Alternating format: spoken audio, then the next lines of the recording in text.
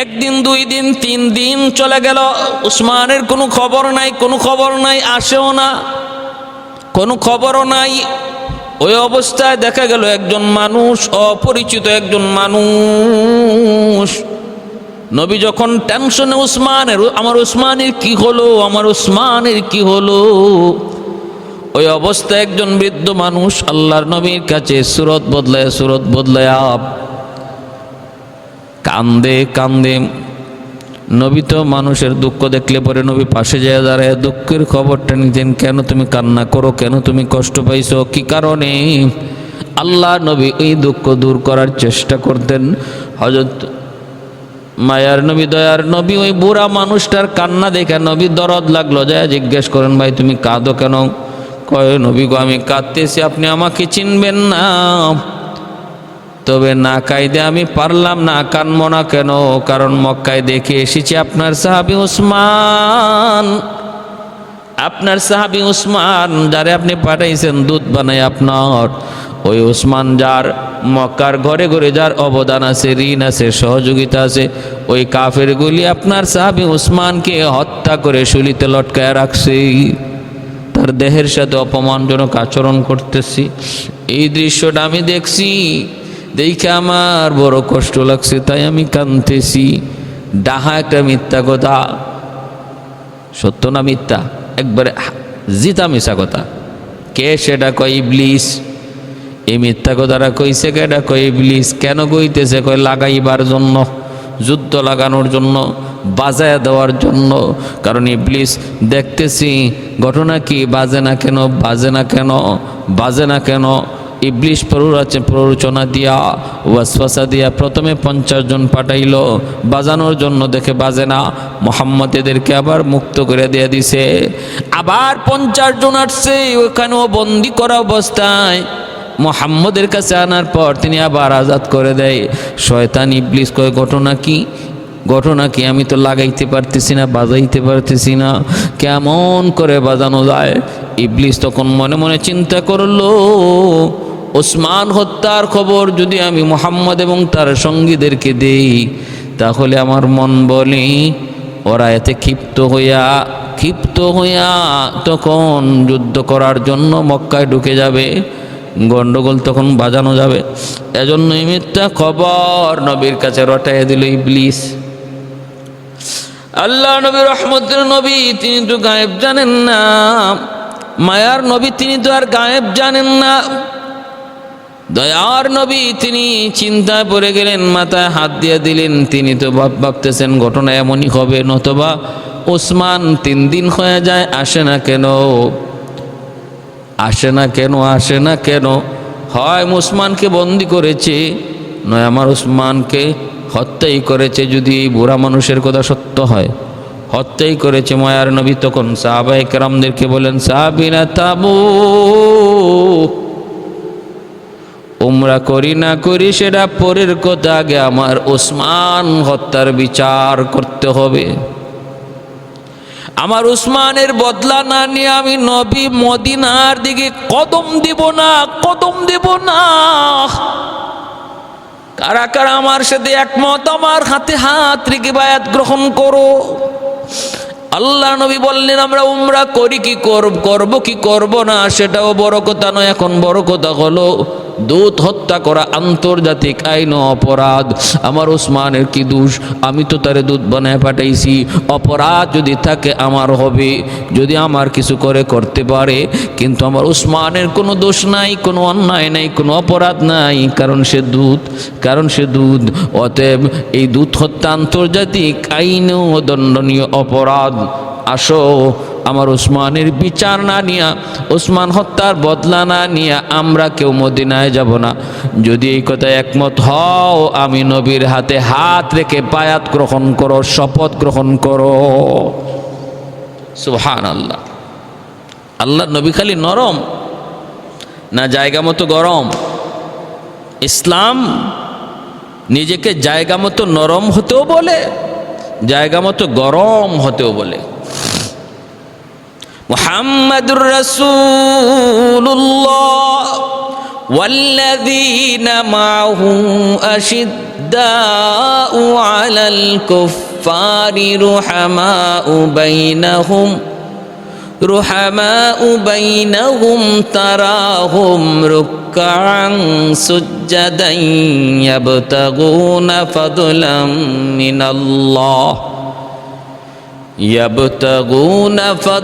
من الله ورضوانا سيماهم في وجوههم من أثر السجود ذلك مثلهم في التوراة ومثلهم في الإنجيل আল্লাহ নিজে বলেন আমার নবী এবং নবীর হাতে গড়া সাহাবায়ে কেরামের আদর্শ হলো, আখলাক হলো, ওরা নরমের জায়গায় বেশি নরম, গরমের জায়গায় বেশি গরম।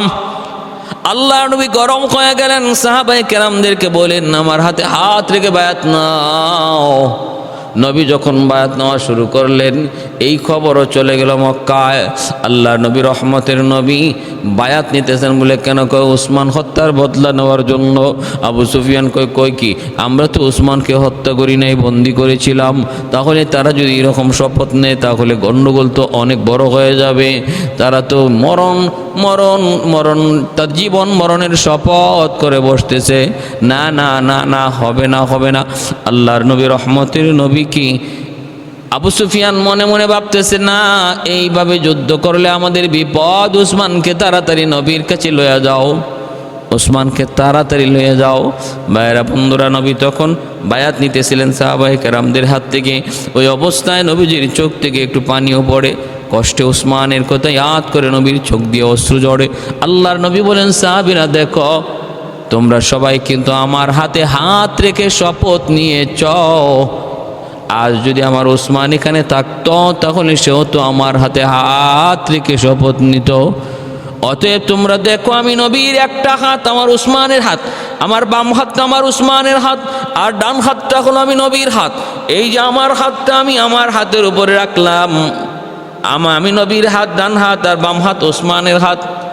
আমি উসমানের হাতের উপরে হাত রাইখা শপথ নিলাম, আমার ওসমানও আমার হাতের উপরে শপথ নিল। এই যে আমি নবী ডান হাতটা নিচে রাখলাম, ওসমানও তার হাতটা আমার হাতের মধ্যে রাখলো, শপথ নিল। আমার এক হাত আমার হাত, আর এক হাত হলো আমার ওসমানের হাত। সুবহানাল্লাহ। এইভাবে মায়ার নবী শপথ নিছেন। কে? সেই কয় উসমান গনি রাদিয়াল্লাহু তাআলা আনহু। এত বড় মাকাম, এত বড় মর্যাদা, এত বড় শান, যার নবী তার নিজের একটা হাতকে উসমানের হাত বলেছেন। আল্লাহ जान से और माल से इमदाद किया जो, जान से और माल से इमदाद किया जो, हजरत ज़िन्नूरैन है यो शान सहाबा, हजरत ज़िन्नूरैन है यो शान सहाबा। ऐलान कर काबा में किया जिसने इबादत, फारूक लक़ब नाम उमर शान सहाबा, फारूक लक़ब नाम उमर शान सहाबा। मुआविया तेरा नाम से इस्लाम रखेगा, दुनिया की सियासत में तेरा नाम रहेगा, दुनिया की सियासत में तेरा नाम रहेगा। আল্লাহু আকবার। মুআজ্জাজ হাজিরিন, এবার আবু সুফিয়ান তাড়াতাড়ি করে হযরত ওসমান গনিকে মায়ার নবীর সামনে হাজির করল হুদাইবিয়ায়। হাজির করে বলতেছে, কে বলছে আমরা ওসমানকে হত্যা করছি, নেন আপনার ওসমানকে নিয়ে যান। আল্লাহ নবী অবাক হয়ে গেলেন। নবী তখন বুঝলেন, হ্যাঁ তাহলে আগের খবর ছিল মিথ্যা খবর, বাজায় দেওয়ার জন্য এরকম ইবলিসের কারসাজি। আমাদের সমাজে এমন কিছু মানুষ আসেনি না নাই, যারা সমাজের দ্বন্দ্ব মিটাইতে চায় না, বরং সমাজের দ্বন্দ্ব আরো বাড়াইতে চায়, যারা ভেজাল মীমাংসা চায় না, মুখে কয় মীমাংসা কিন্তু ভিতরে চায় ভেজাল বাড়ো।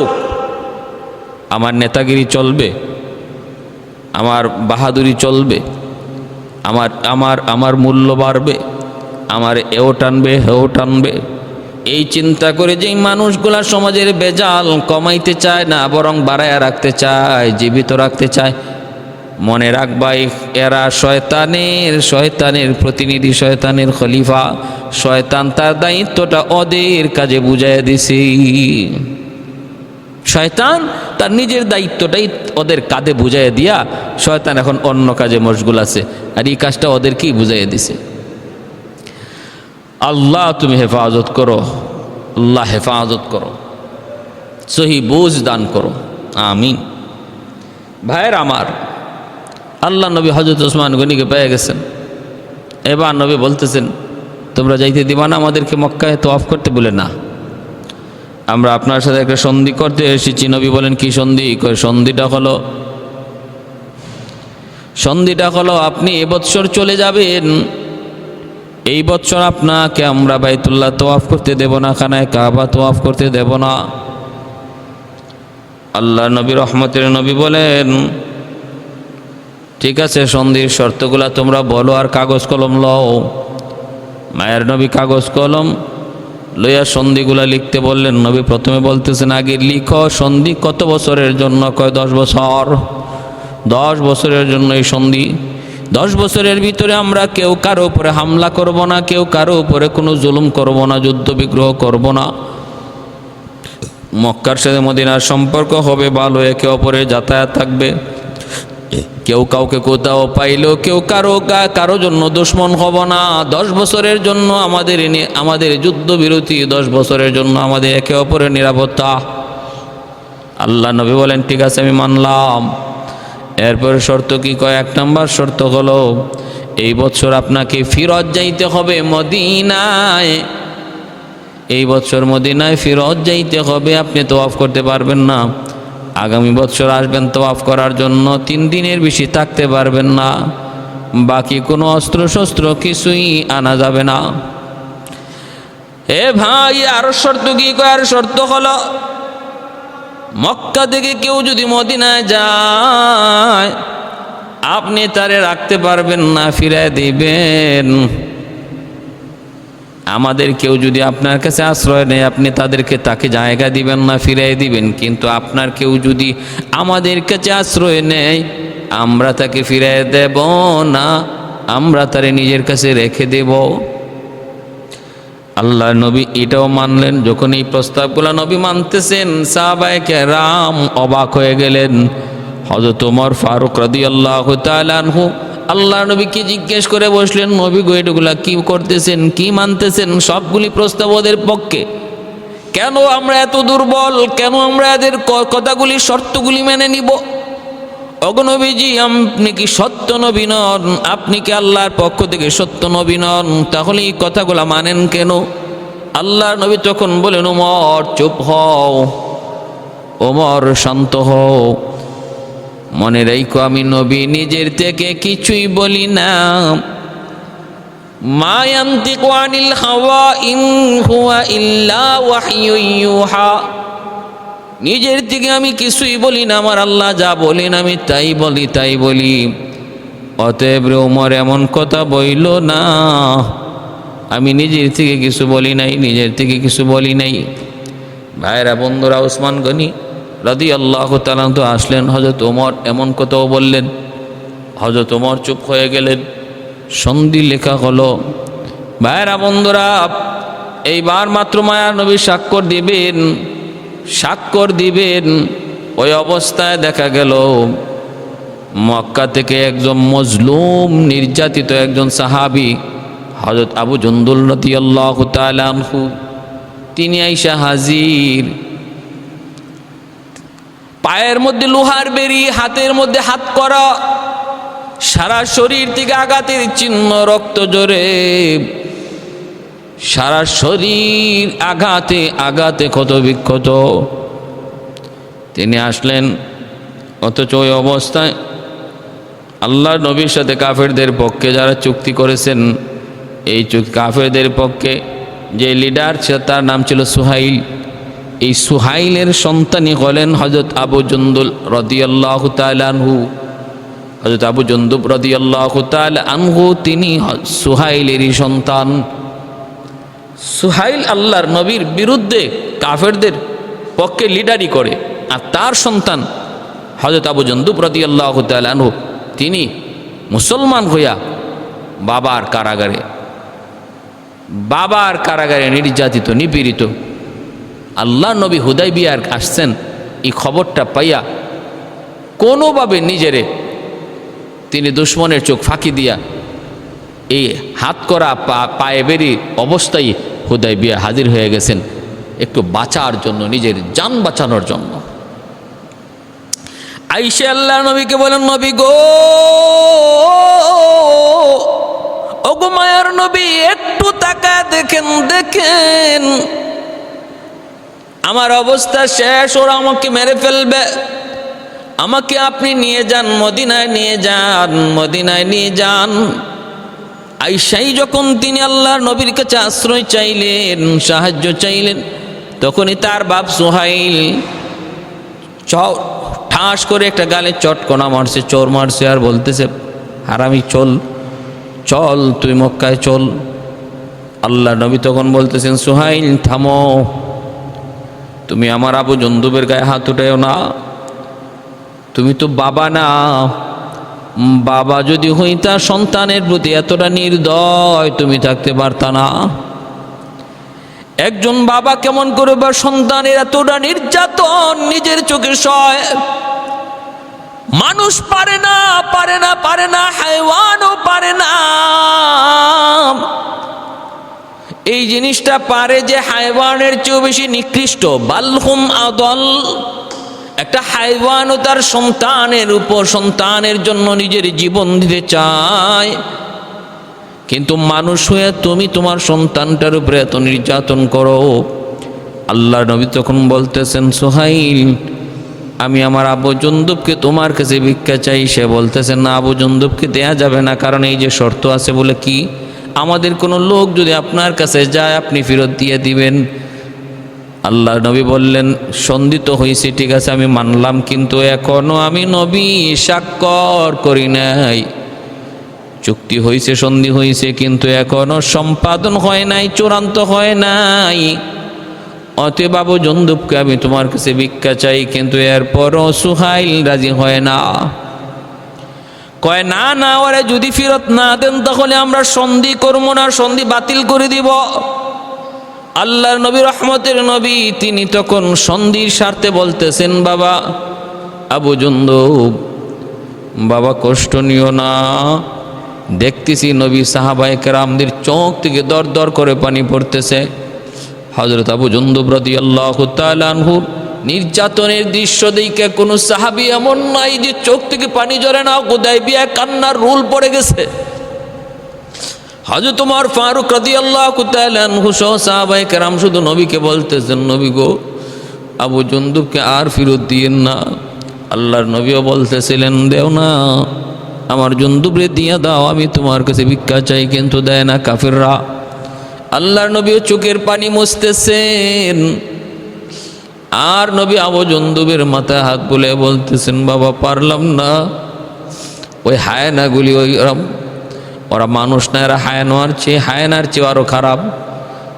যাও, তুমি যাও। কি আমি নবী বললাম, অল্প দিনের ভিতরে আল্লাহর পক্ষ থেকে তোমার জন্য সাহায্য আসবে, আমি তোমার জন্য আল্লাহর কাছে দোয়া করব, হাত উঠে দোয়া করব, তুমি যাও, তুমি যাও।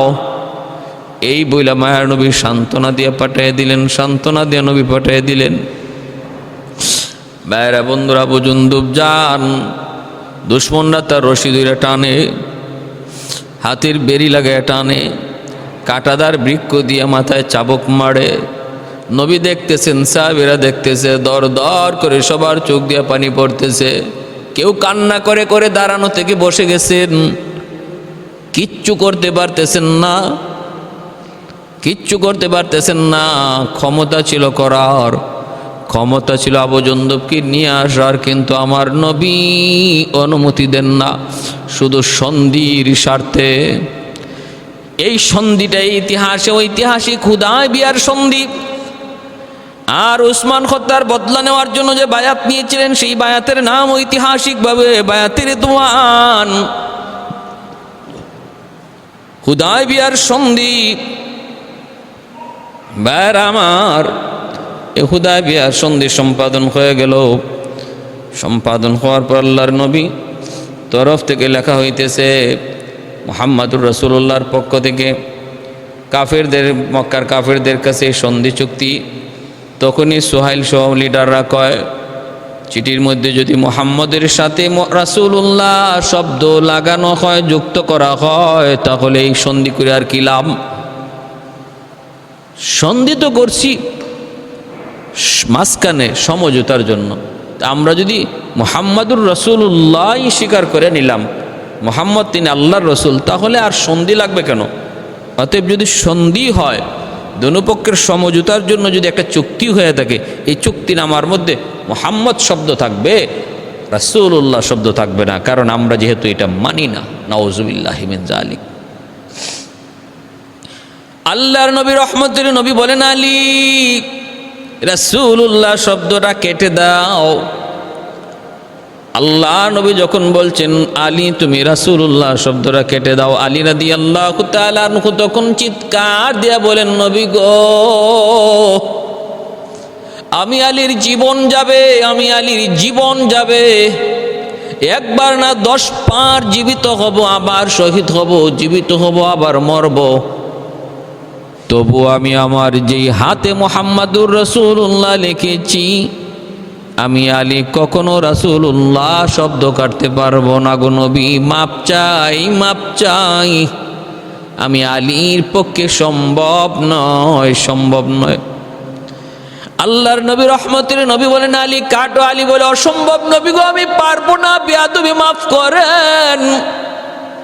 আপনার সব আদেশ আমি মানতে পারি, সব মানবো, কিন্তু আমি এটা পারবো না।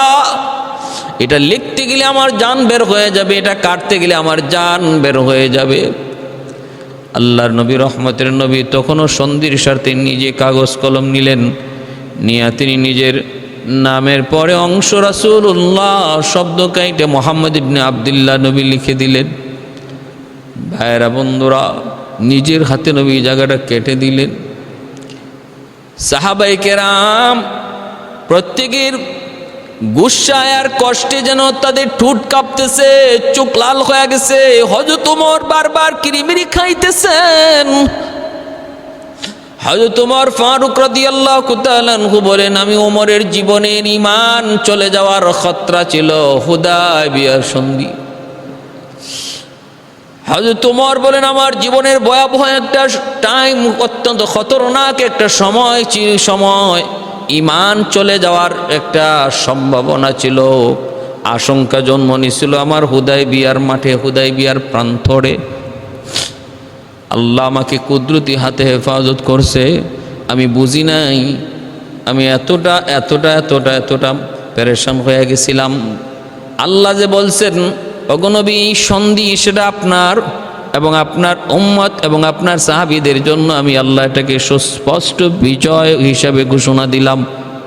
ইন্না ফাতাহনা লাকা ফাতহাম মুবিনা, সুস্পষ্ট বিজয়। আল্লাহ বলেছেন সুস্পষ্ট বিজয়, কিন্তু আমি উমর তো বুঝি না এটা কেমনে বিজয়। সবগুলি শর্ত ওদের পক্ষে।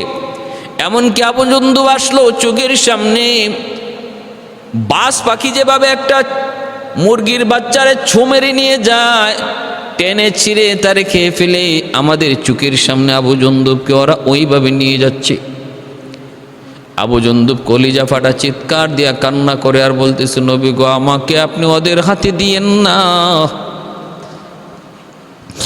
যদি আপনি ওদের হাতে আমাকে দেন, আর আমাকে জিন্দা পাবেন না, ওরা আমাকে হত্যা করে ফেলবে। ওগো নবী, আমার বাবা এটা বাবা নয়, আমার বাপ উনি বাপ নয়, ইনি হিংস্র, অত্যধিক হিংস্র। আল্লাহ নবী চোখের পানি মুছেন আর আল্লাহর কাছে দোয়া করেন, মালিক বন্ধুদের জন্য সাহায্য পাঠাও। यही है तमन्ना, यही आरज़ू है, यही तो सुना है को जी चाहता है, यही है तमन्ना, यही आरज़ू है, यही तो सुना है को जी चाहता है। मदीना में जाओ पलट कर न आओ, वही घर बनाने को जी चाहता है। सलातो सलामी रसूले मुआज़्ज़म, सलामुन अलैका या नबियुल मुकर्रम। सलातो सलामी रसूले मुआज़्ज़म, सलामुन अलैका या नबियुल मुकर्रम। यही है तमन्ना, यही आरज़ू है, यही तो सुना है को जी चाहता है। भाইরা আমার, আল্লাহ নবী, রহমতের নবী, দয়ার নবী, সন্ধি সম্পন্ন হওয়ার পর মায়ার নবী সাহাবায়ে কেরামদেরকে নিয়ে ফিরত চলে আসতেছেন। আল্লাহ নবী বলতেছেন, সাহাবীরা মাথা মুন্ডায় ফেলো। কিন্তু কোনো সাহাবী মাথা মুন্ডাইতে পারেন না, তাদের কোরবানির জন্তু জবাই করেন না। কি অবস্থা হয়েছিল সাহাবায়ে কেরামের ভিতরে, কি কষ্ট, তারা এই সন্ধিটা মেনে নিতে পারতেছিলেন না। মায়ার নবী, যেই নবীর কথা তারা আদেশ করতে দেরি, নবীর কথা মানতে দেরি হয় না। ওই দিন নবী বলেন, তোমরা মাথা মুন্ডাও, তোমরা ইহরাম খোলো। কিন্তু সাহাবীরা যেন কথা শুনেনি না। হযরত উম্মে সালামা রাদিয়াল্লাহু তাআলা আনহা, আম্মা জান উম্মে সালামা রাদিয়াল্লাহু তাআলা আনহা, তিনি তখন বলতেছেন, নবী গো, আপনি আগে মাথা মুন্ডান, আপনি আগে ইহরাম খুলেন, তাহলে হয়তো সাহাবীর আপনার দেখা দেখি ইহরাম খুলবে। তাই হয়েছে, আল্লাহ নবী ইহরাম খুলছেন, সাহাবায়ে কেরাম ইহরাম খুলছেন। যাইতেছেন এর ভিতরে সূরা ফাতিহার আয়াত নাজিল হয়েছে। আল্লাহ বলেছেন সুস্পষ্ট বিজয়। আজকে হুদায়বিয়ার সন্ধি নবী গো, আপনার সাহাবীদের জন্য সুস্পষ্ট বিজয়।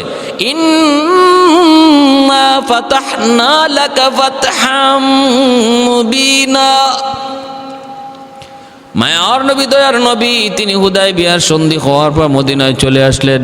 এরপরে নবীজি নির্দ্বিধায় ইসলামের দাওয়াত দেওয়া শুরু করলেন। কারণ 10 বছরের জন্য চুক্তি, কেউ কারো উপরে হামলা করবে না, কেউ কারো দুশমন হবে না। নির্দ্বিধায় আল্লাহর নবী সম্পূর্ণভাবে চিন্তাহীন, আশঙ্কা মুক্ত, স্বাধীনভাবে নবী বিভিন্ন দেশে কালেমার দাওয়াত দিতেছেন। বিভিন্ন জায়গায় কালেমার দাওয়াত নিয়ে দূত পাঠাইতেছেন। ভাইরা বন্ধুরা, এইভাবেই চলছে। এর ভিতরে একজন সাহাবী আবু বসীর রাদিয়াল্লাহু তাআলা আনহু, তিনিও মক্কায় এরকমভাবে নির্যাতিত ছিলেন।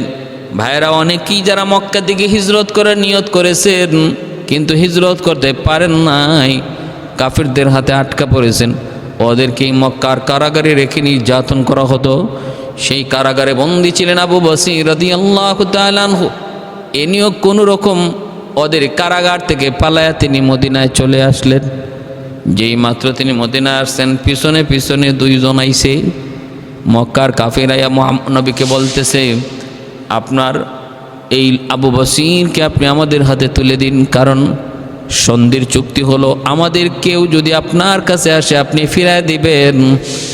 এই সন্ধির শর্ত মোতাবেক আবু বসিরকে আপনি আমাদের কাছে ফিরায় দেন।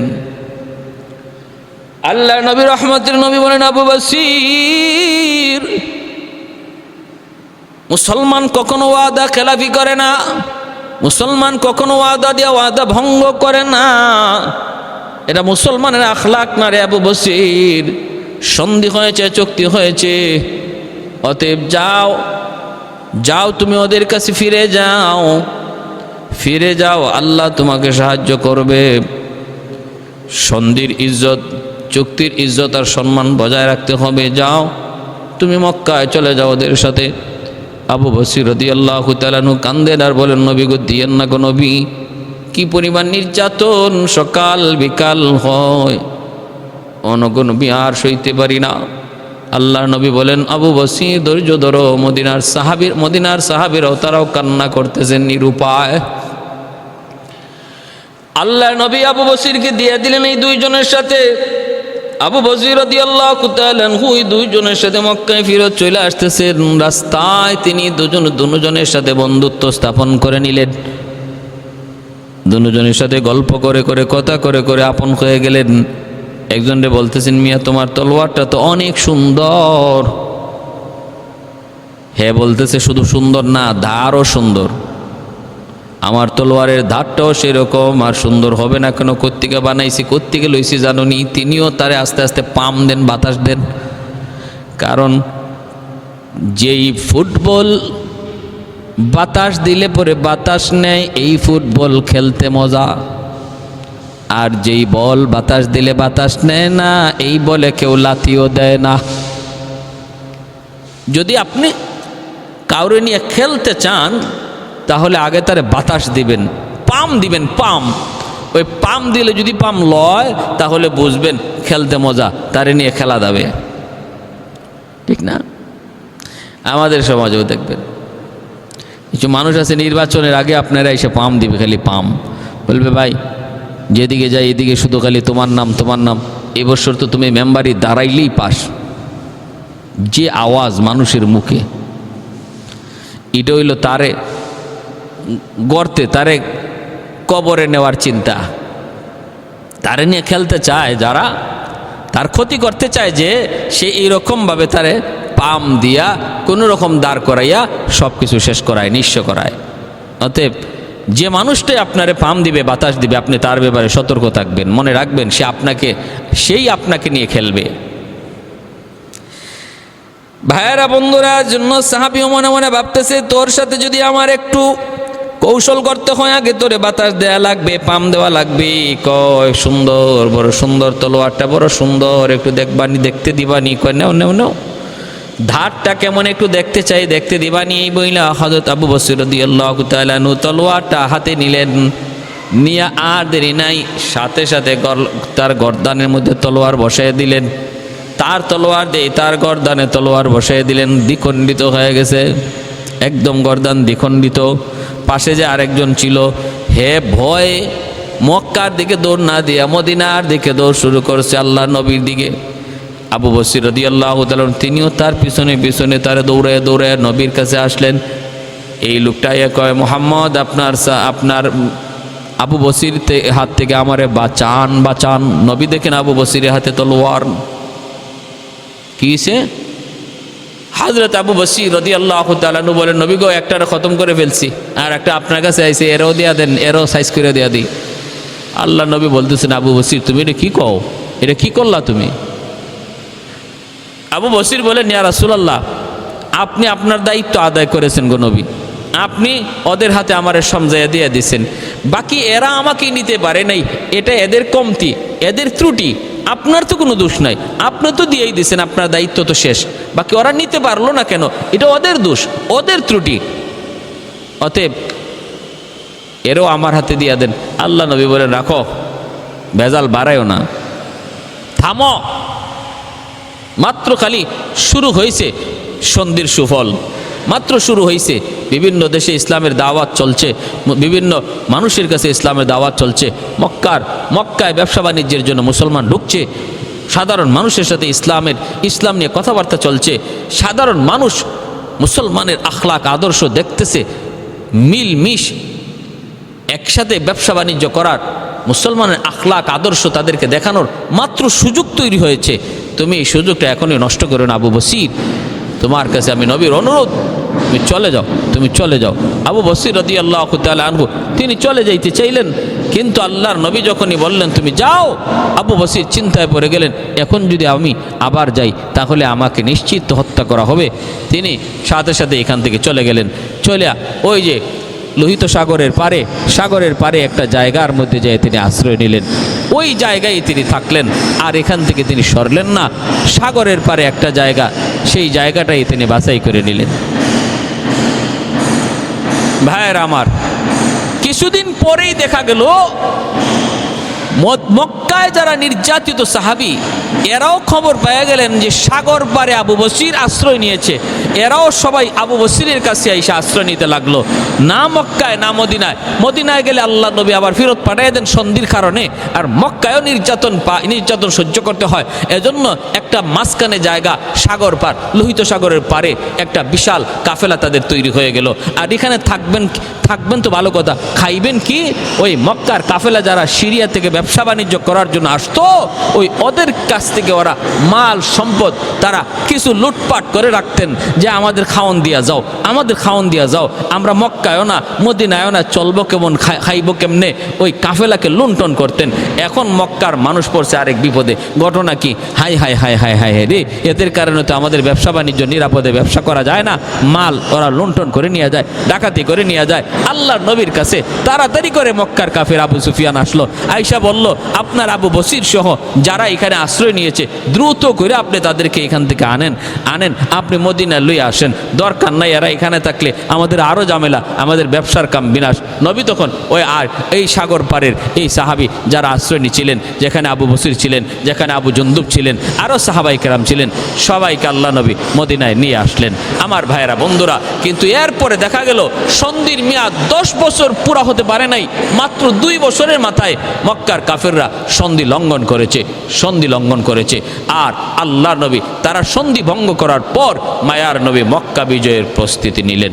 আল্লাহ আমাদের সবাইকে আল্লাহর নবীর এই হিকমত এবং আল্লাহর নবী সাহাবায়ে কেরাম সহ ইসলামের জন্য যে নিবেদিত প্রাণ ছিলেন, আল্লাহর নবীর হুকুমের সামনে তারা যে এইভাবে মাথা নত ছিল, তারা যা জীবন যাবে তবু ইসলামের মান ক্ষুণ্ণ করা যাবে না, যে আদর্শ নিয়ে সাহাবায়ে কেরাম তারা জীবন কাটাইছেন, ওইভাবে আমাদেরকে আল্লাহ পাক আমাদের জীবন কাটাইবার তৌফিক আল্লাহ আমাদের দান করুন। ওয়া আখির দাওয়ানা আনিল হামদুলিল্লাহি রাব্বিল আলামিন।